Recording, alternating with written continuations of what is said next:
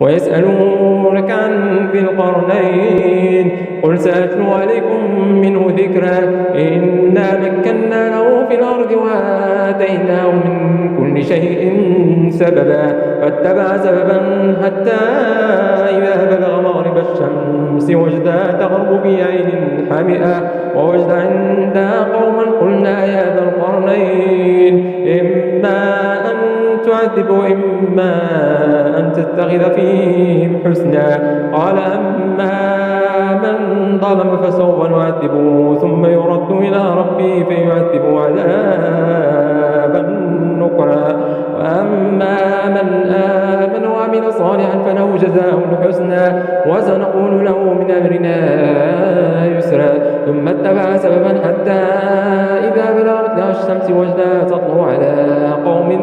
لم نجعل لهم من دونها سترا كذلك وقد أحطنا بما لديه خبرا ثم اتبع سببا حتى إذا بلغ من بين السدين وجد من دونهما قوما لا يكادون يفقهون قولا قالوا يا ذا القرنين إن ياجوج وماجوج مفسدون بالأرض فهل نجعل لك خرجا على أن تجعل بيننا وبينهم سدا قال ما مكنني فيه ربي خير فأعينوا لي بقوة أجعل بينكم وبينهم ردما آتوني زبر الحديد حتى إذا ساوى بين الصدفين قال انفخوا حتى إذا جعله نارا قال آتوني أفرغ عليه قطرا فما استطاعوا أن يظهروا وما استطاعوا له نقبا قال هذا رحمة من ربي فإذا جاء وعد ربي جعله دكا وكان وعد ربي حقا وتركنا بعضهم يومئذ يموج في بعض ونفخ في الصور فجمعناهم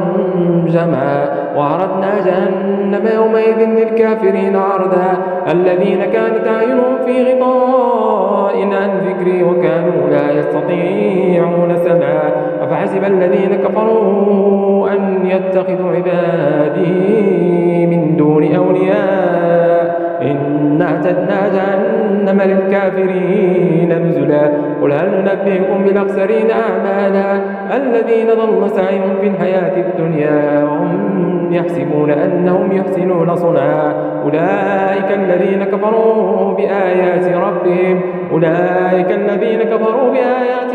ولقائه فحبطت أعمالهم فلا نقيم لهم يوم القيامة وزنا ذلك جزاؤهم جهنم بما كفروا واتخذوا آياتي ورسلي هزؤا إن الذين آمنوا وعملوا الصالحات كانت لهم جنات الفردوس نزلا خالدين فيها لا يبغون عنها حولا قل لو كان البحر مدادا لكلمات ربي لنفذ البحر قبل أن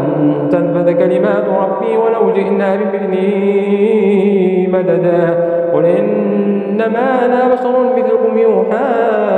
إلي أنما إلهكم إله واحد فمن كان يرجو لقاء ربه فليعمل عملا صالحا ولا يشرك بعبادة ربه أحدا.